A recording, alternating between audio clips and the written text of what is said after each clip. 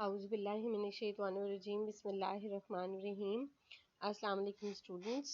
आज जो short story हम शुरू करने लगे हैं उसका नाम है द किलर्स और इसको लिखा है हेमिंगवे ने। ठीक है जी। सबसे पहले हम देखते हैं कि अर्नेस्ट हेमिंगवे जो हैं वो कौन थे। Ernest Hemingway he was born in 1899 and he died at 1961. ठीक है। He was an American novelist, short story writer, journalist and sportsman. कि वो नॉवेलिस्ट भी थे, शॉर्ट स्टोरी भी लिखा करते थे, जर्नलिस्ट भी थे और एक स्पोर्ट्समैन भी थे और बेसिकली अमेरिकन हैं। ठीक है। His economical and understated style had a strong influence on 20th century fiction, while his adventurous lifestyle and his public image brought him admiration from later generations.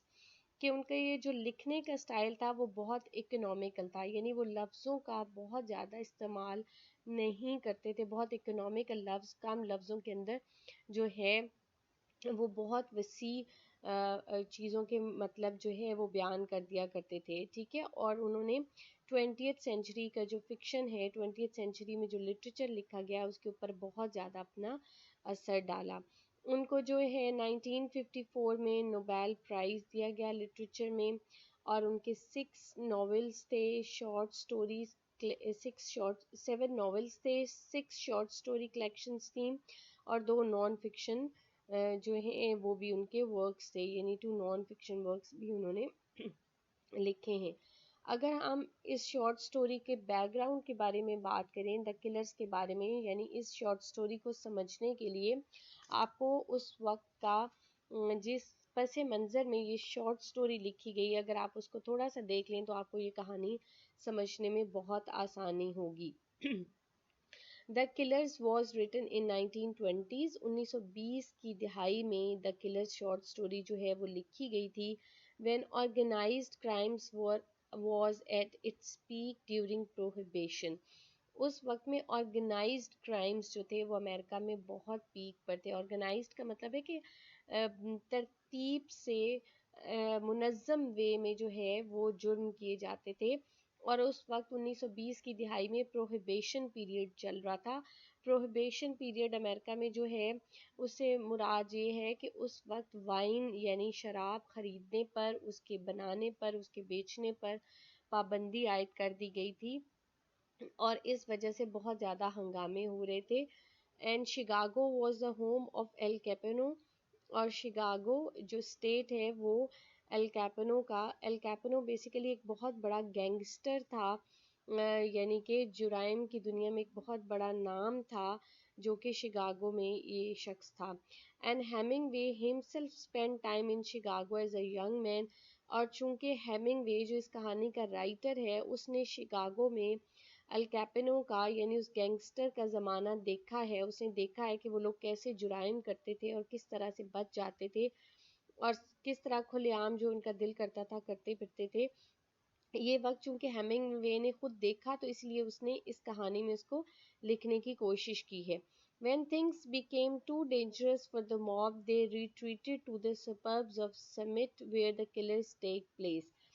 और जब जो है एल कैपेनो और उसके साथियों के लिए चीज़ें कुछ मुश्किल होती थीं तो वो शिकागो के करीब एक छोटी सी बस्ती जो थी समिट, वहाँ पर छुप जाया करते थे। और ये जो कहानी द किलर्स लिखी गई है ये भी उसी समिट यानी इस कहानी में भी उसी जगह का नाम है, यानी ये उसी इलाके में लिखी गई है।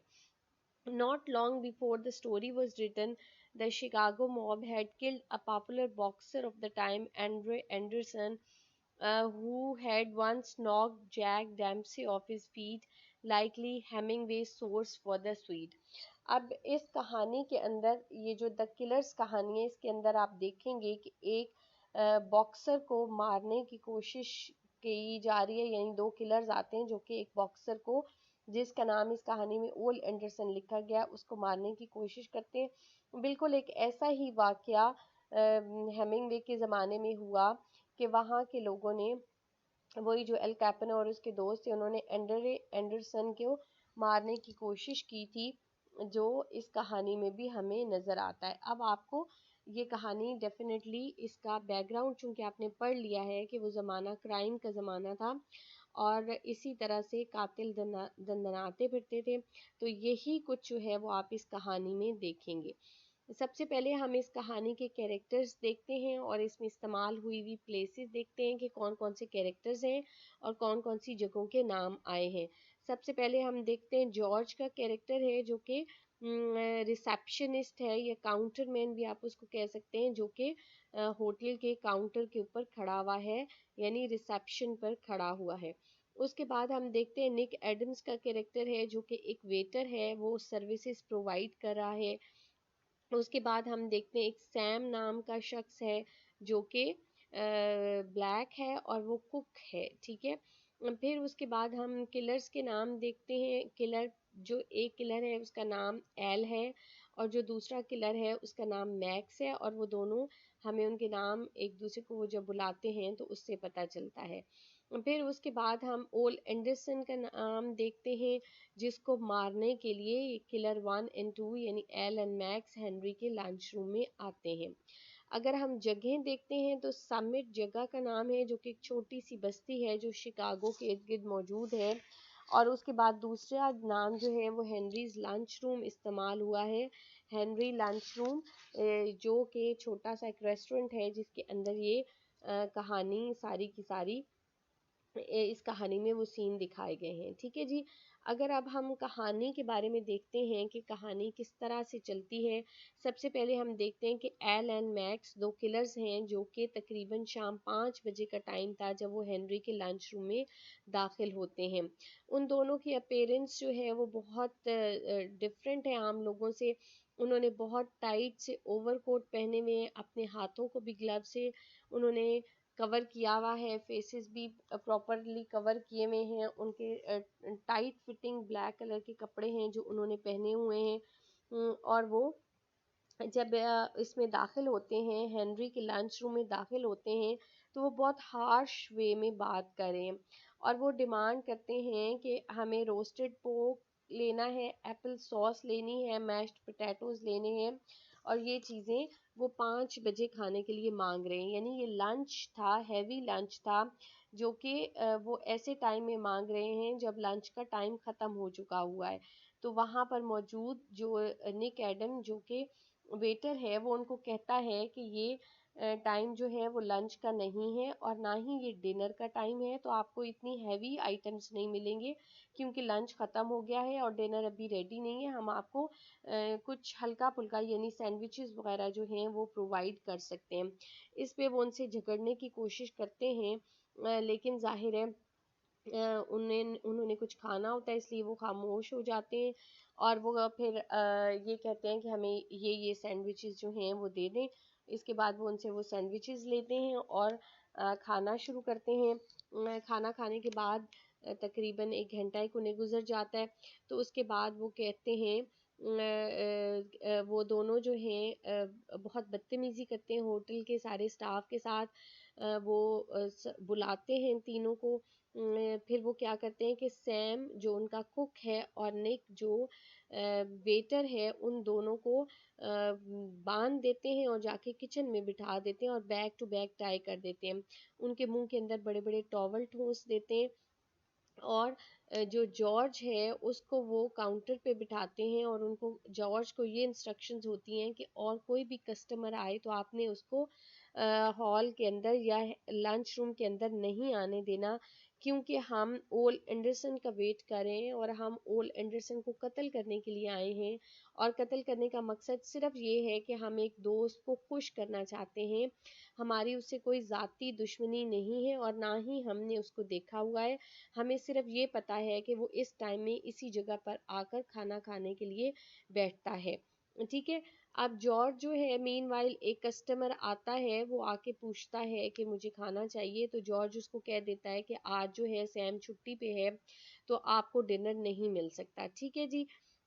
अब उसके बाद वो उसको रिवील करते हैं, उसको बताते हैं कि मैं क्यों हम यहाँ पर आपके साथ ऐसे क्यों सलूक कर रहे हैं, कि हम हमारा visit of purpose of visit ये है कि हमने ओल एंडरसन, जो कि शाम 6 बजे के बाद या 7 बजे के करीब यहाँ खाना खाने आता है, हम उसको मारने के लिए आए हैं।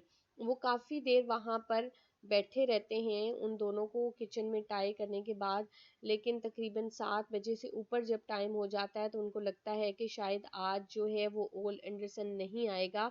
वो पूछगछ करते हैं और पूछते हैं कि आखिरी दफ़ा वो कब आया था, और उसके बाद जो है वो काफ़ी देर इंतज़ार करने के बाद इनको ऐसे ही छोड़ के होटल के अंदर, और वो दोनों बाहर निकल जाते हैं।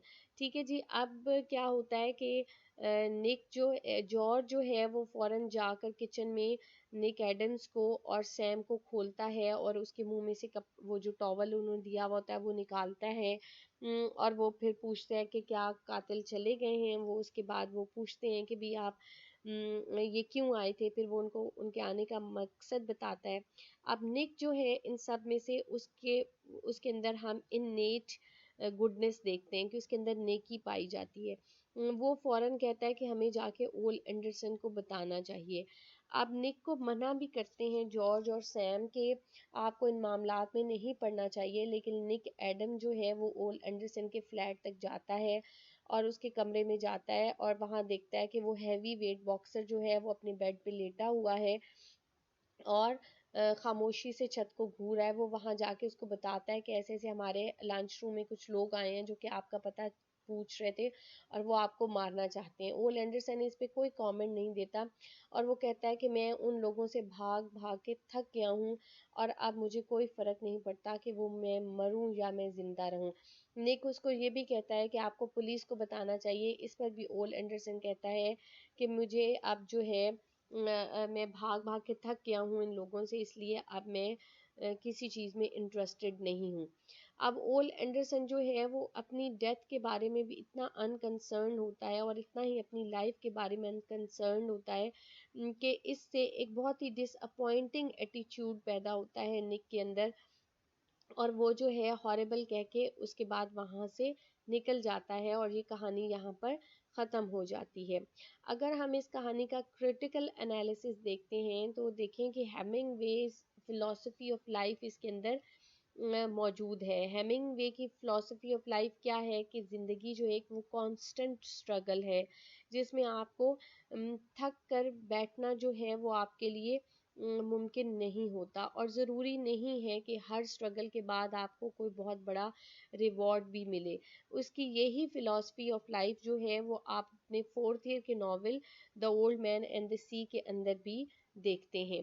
ठीक है। इसके बाद कोड हीरोज का जो कॉन्सेप्ट है वो भी हमें इस कहानी के अंदर मिलता है कि इस कहानी में जो निक है वो उसके अंदर इनेट गुडनेस पाई जाती है। वो कुछ अपनी लाइफ के बारे में कुछ कोड्स को फॉलो करता हुआ नजर आता है, कुछ उसके अपने रूल्स होते हैं जिसकी वजह से वो ओल एंडरसन को बताने जाता है। हालांकि उसको भी जान का खतरा हो सकता था, लेकिन वो ज़ाहिर है अपने लॉयलिटी की वजह से उसको बताने जाता है, जो कि कोड हीरोज़ की खसूसियत है और ये हेमिंगवे के साथ ही रिलेट किए जाते हैं।